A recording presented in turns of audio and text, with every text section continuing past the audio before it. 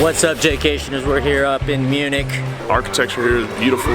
Everything is clean. And now we're walking into the Höfbrauhaus. The next video that's cut into this, I may be drunk, so.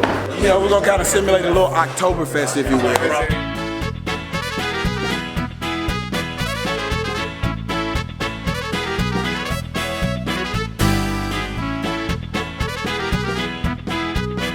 What's up, Jaycationers? Welcome to another video here in Germany. Please subscribe if you haven't yet and hit that notification bell so you get the latest updates for my newest videos, and it'll really help me a lot because I'm about to hit 10K, guys, 10K subscribers. So please go on a Jaycation with me and I'll show you guys some recommendations and some fun tips for your next trip from Dortmund to Munich. We're gonna hit up a few different spots, but first let's have some breakfast. We had this daily breakfast. It was included in the stay at the Jaydaheat hotel, and I always made a nice little spread. They have an assortment of cold cuts and cheeses and whatnot. Also, I had to make a sandwich for the road. It was about a 25-minute ride from the hotel to Dortmund airport, where budget airlines like Wizz Air, EasyJet, and Ryanair fly out of. So from the small airport over in Dortmund, we hopped a plane from the northwest of Germany all the way down to the south to the region of Bavaria. Traveling with a bunch of NFL football players, a bunch of linemen. I had to sit next to the biggest lineman, of course, Mr. De Beer, and then D'Angelo was just looking miserable. He had the middle seat in the middle of two big guys. Look at this. So miserable. So we finally got to Munich. This was my second time in Munich. The first time there was like 9 years ago on a top deck trip. So I didn't really remember much because I drank a little too much of those Höfbrauhaus Steins. Once we got to Munich, I realized I was wearing the enemy colors. So we went to the BVB game, the Borussia Dortmund game the night before, and I didn't realize that Bayern Munich is their rivals to the south, and people were giving me that stank eye.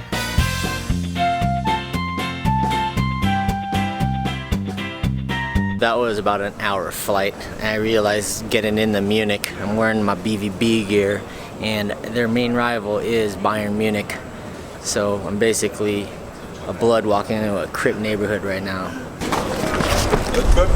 Y'all already know, still making time for that Starbucks mug. I picked up this Oktoberfest Starbucks mug that I thought I didn't have yet, but when I got home, I found out I did. So unfortunately, my audio was having problems, so some of the audio didn't work. So that's why you're seeing these types of clips. Shout out once again to Heiko and the rest of the security staff in Germany. You guys are awesome, and it was great getting to know you guys throughout this trip. It was unfortunate too, because me and Brett Hundley were doing like vlog stuff for this trip, and half of that stuff got erased because of the audio. So from the airport in Munich, we hopped on our bus that drove down the night before prior with all our bags, and we went over to the Dachau concentration camp. The Dachau concentration camp memorial site is about a 25-minute drive from Munich airport. I definitely recommend getting the audio guide and setting aside about 2 to 3 hours to observe the site and learn about this dark time in history. Dachau served as a model for later concentration camps like Auschwitz in Poland, and now serves as a memorial site to those that were lost during this horrific time in history.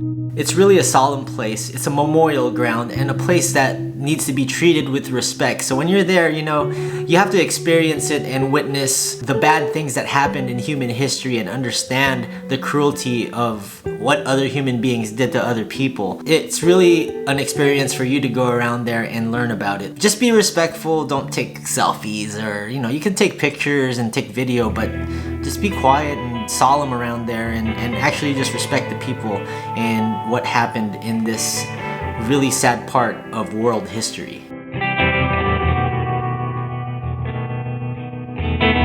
At Dachau, we really had to just decompress and kind of gather our thoughts and reset back into the real world. So it was about an hour drive back to Munich. On the way there, we passed by Allianz Stadium, which is the home of Bayern Munich, BVB's enemy, and it was a huge stadium. It looked pretty big. What's up, Jaycationers? We're here up in Munich.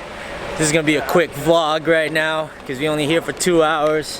Hey, you about to go shopping, bro? I'm gonna see what they have around here. I'm not really too sure of what I'm gonna do right now, but take it as it comes for the next 2 hours. yeah, I mean, I'm interested in what they have out here.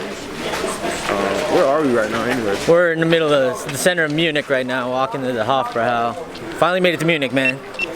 Dude, this is crazy. Like, the architecture here is beautiful. Everything is clean. There's a lot of beer.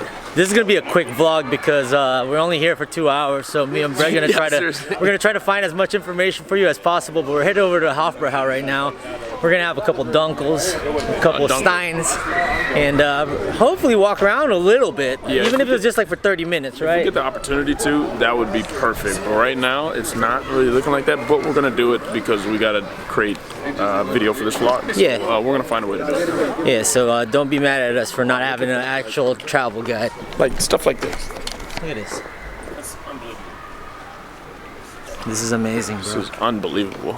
Marienplatz, which is a famous square in the city center, is only a few minutes walk to the famous Höfbrauhaus.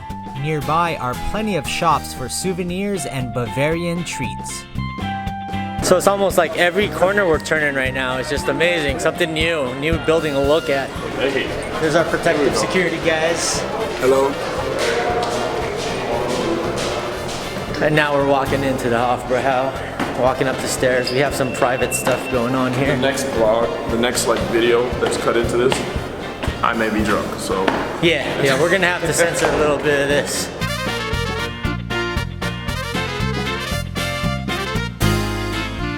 What's up? What's up, man? Hey, everything okay? Yeah, good.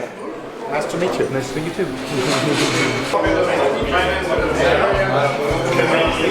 What's up, the beer? We're at the place where they serve the beer. You know, I would say I was born here, but I wasn't. But I feel like I'm at home. Say that in Afrikaans. Ik zou zeggen, ik was hier geboren, maar ik was niet, maar het laat mij tijd vol. There's Lance. Hey, at the famous Höfbrauhaus. About to have a beer. Ziggy, ziggy. Ziggy? No, that's Australian, isn't it? Zicke, zacke, hoi, hoi, hoi. Gläser in die Hand. Zicke, zacke, hoi, hoi, hoi. Now it's time to let the beer flow.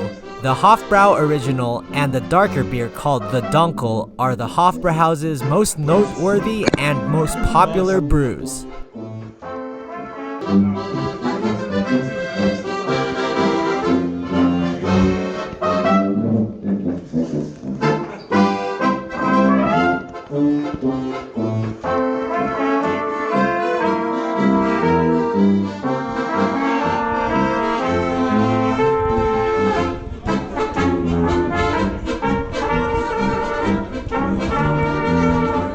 So a couple of guys from the US Consul of Munich had a nice little Prost before lunch. We had a Super Bowl event, over 1,000 people showed up and it snowed like 1.5 feet and people just came to watch the Super Bowl. So you guys are really important and this is growing in Germany.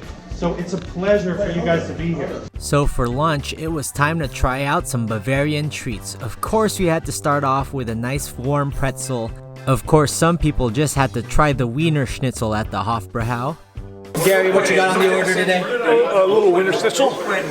You know, gonna see how this works. I need silverware though. Brett got the beef goulash with bread dumplings right next to me, and Alex across the way got the roast pork with crackling, straight from the oven. I ended up getting the Käsespätzle, which are egg noodles with fried onions on top, which I had almost 10 years ago back in this very same Höfbrauhaus.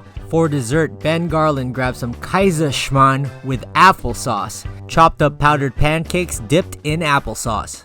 So after we got a lot of food in us and a couple of beers, the fun games began and we had beer holding contests with the guys. So who could hold the most steins? Or actually they're called seidels, S-E-I-D-E-L. They're just those huge beer mugs that you put the Marzen beer in. So first up, quarterback Kevin Hogan wanted to try it individually, so he put up about 1, 2, 3, 4, 5, 6 of those seidels, and it counted to about 47 seconds. That's pretty impressive, 47 seconds for a quarterback. So what we're doing right now, you know, we're gonna kind of simulate a little Oktoberfest, if you will. It's gonna be one of us, one of our big guys, because we big NFL players, versus the little waiter that came out holding the beers like this. This is what the winner gets. If the waiter beats us, he's gonna get a nice sizable tip. But if he loses, we don't know what he gets. Yeah, the minimum. That's what he'll get, the minimum. So, you know, we're big guys and a lot of people think we can do a lot of things. So, one of our guys that we potentially think about is Alex Mack. You guys? The beer. I don't want to be embarrassed by some waiter. I nominate the beer. The beer. I nominate the beer. We nominate the beer?